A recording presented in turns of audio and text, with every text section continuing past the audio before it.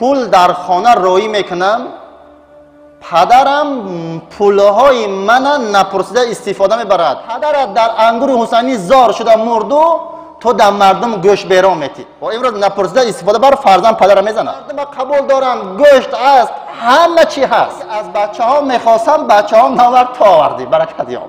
در پیغمبری تو گو با من ایمانم قوی تر شد که من به زبانم حرکت نکردم، تو از کجا دانستی؟ یک جوان آمد شکایت کرد که ای رسول خدا، من پدر دارم، رسیانا گوش کنتان برادران، پول در خانه رویی میکنم، پدرم پولهای من نپرسیده استفاده میبرد.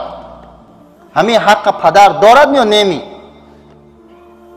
فرزند از بالای پدر، رسول الله از بالای پدر شکایت میکند که پدرم پولی که من رویی میکنم پدرم میخورد. حبیب خدا گفتن را پدر تگیر بیا. این فرزند نزد پدر رفت، موسفید رنگ، این گفت که مردکای ما پیر بودن، ریشا سفید بودن. گفت پدر گفت شما را رسول الله دعوت کردن، رسول الله شما را گفت که جوغ زده ایستادیم پیش پیغمبر بید، فریاد دارن. پدر موسفید گفت برای چی؟ من از بالای شما در رسول الله شکایت کردم. موسفید پیر گفت شکایت کرده؟ گفت شکایت کردم. گفت برای چی؟ پولی منم میخورد که شما. گفت حاضر پیش رسول اکرم صلی الله علیه و سلم خودم میرم. فرزند برادران عزیز گرامی، پدر و مادر فرزندای به این خاطر کلام نمیکنن که شکایت کنن. گفت تو رفته انگیر، من حاضر پشتت میرم. پدر پیر به اختیار گریه میکرد، اشکها میریخت، ریشای مبارک تر شد. گفت چگونه پیش رسول الله روم که فرزندم در پیش مردم از من شکایت کرده است؟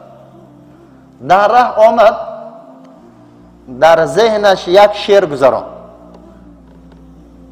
جبرائیل امین پیش حبیب خدا آمد، گفت رسول الله حاضر همین پدر همین بچه بود موسفید پیر. در راه آمد به خون جگر از ذهنش یک شعر گذارم، به زبانش قرائت کردگی نیست. وقتی که نزد تو رسید تو اول همون شعر رو پرس، بعدا گفت حکم کن. موسفید پیر عصای گرفت، خم شد پیش فرزند آمد، پیش رسول الله همه نشسته بودن. خجل بود. گفت رسول الله فرزندم از بالای من شکایت کرد. گفت بله. گفت من این پول و مالی که بر فرزندی من داشت من برای خودم رصد نکردم، برای اپا و خواهرش رصد کردم، برای خانه خودش رصد کردم. حبیب خدا گفتن ایستا، دع یا شیخ، این گپای گذار. در راه می آمدی در ذهنت چی شعر گذرانیدی؟ گفت حبیب خدا این شعر به ذهن من گذشت، من به زبانم قرائت نکردم، تو از کجا خبردار شدی؟ گفت من الله خبردار کرد. گفت در پیغمبری تو گفت با من ایمانم قوی تر شد که من به زبانم حرکت نکردم، تو از کجا دانستی؟ گفت شعر قرائت کن. معنی شعر همین که گفت ای فرزند عزیز، تو از خورده تا حاضر بسیار بیمار میشدی، من شبها خواب نمی کردم، هزار مبلغ برای تو صرف میکردم، تو کلان شدی، پول کارکن شدی، من اما قرضه من نپرسیدم.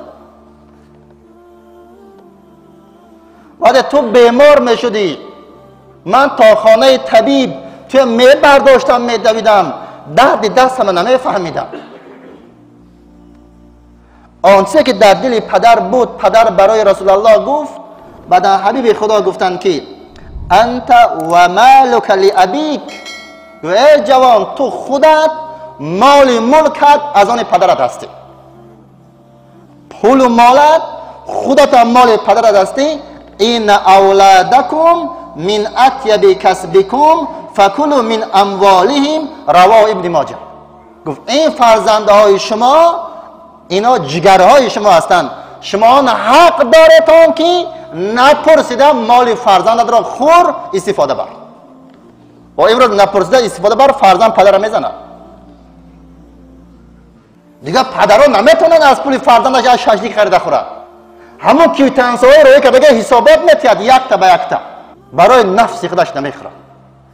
یک نفر قصه میکنه میگه تقام بیمار شد. تقام خبرگیری آمدم، سن سالش کلام بود. تقام 4 پسر داشت. همه پسراش در همین گم که وظیفه های بلند بودن. سرگردان کار بود چی بود از حال پدر خبر نمیگیرن. جهانش هم میگه بچه جان غنیمت شده ماندم من، تقا در جهان میگه همین رو یک سرم باشد، یک کیلویم باشد، انگور حسینی بیار. دلم در همون انگور رفتم. از در هر یک بچه هم تلفن کرده گفتم دلم انگور میکشد، بچه هم نوردن، یا فراموش کردن یا تشویش کاراشون بود یا نه آوردن. بعدا گفت دوا رفتم بازار، پیش بازار انگور آوردم. تقام 2 دانه خورد و دست برداشت با اشکهای پر از همی تر گفت بچه برکت یاو، آنچه که از بچه ها میخواستم بچه ها نورد تا آوردی، برکت یاو. گفت همه خیلی دعا کرد و گفت 4 فرزند یگان تش نبود.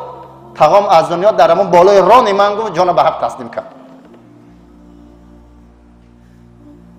بعدا خانه آمدم، لباسم علیش کردم، تقام گور کردیم. یک روز گفتم مرکه هست، بچه هاش گفت هم مقدار خرید کرد، خبر کرد که بیا. گفت دیگه پاهام نمیکشید که خانه تقام روم. رفتم در سرخان چیزی که نیست همه چی هست، همه چی هست. پیشاناشون بستگی، مردم قبول دارن، گوشت است، همه چی هست. بعد خودم به خودم گفتم مرتبار 4 فرزنده که پدرت در انگور حسینی زار شده مردو، تو در مردم گوش بیرون میتی. بعد مرگش در سر قبرش گریستنها چی سو؟ برادر عزیز، وقتی پدر و مادر ما مردن تو در زندگیش خدمت نکنید، بعد مردن بالای قبر وای رفته چی گریه میکنی؟ چی میان تا میبندید؟ از قفای تابوتش 100 داد گفتنها چی سو؟ حالت زنده بود قدرش نکردی ناخلف، سنگی بیجان در سری قبرش گذاشتنها چی سو؟ در زندگی حرمت و عزت نکردی، بعد مردن چی سنگ میشنانی؟ چی کتج میبرداری تو؟ چی مقبره میکنی؟ چی زیارتگاه میکنی؟ سال و ماها خواب بود بیمار نرفتی دیدنش، این زمانها بالای خاکش پا نهادنها چی سو؟ خواست بار تابو بینی قامتی خمگشته اش، رو بسوی خانه اش اکنون دویدنها چی سو؟ خواست در زندگیش یک بار قامت خمش بینی ندیدی، بعد مردن چی دو میکنی؟ 37 و 40 سالش این همه بیهوده است. 37 و 40 سال و این همه بیهوده است، مثل کرگس روی خانش این پریدنها چی سو؟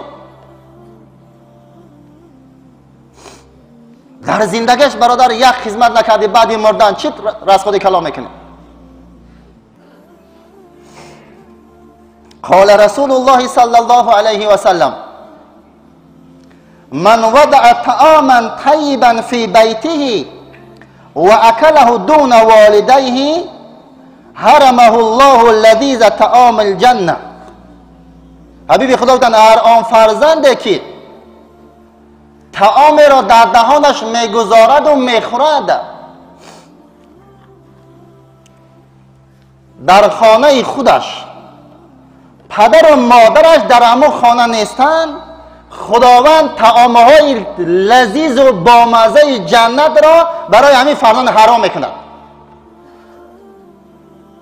کدام فرزنده که در خانه خودت گوشت بیرون میخوری، از همون گوشت بیرون در پدر و مادرت نآوردی، تو به امید جنت نشو که طعامهای جنت برای تو حرام.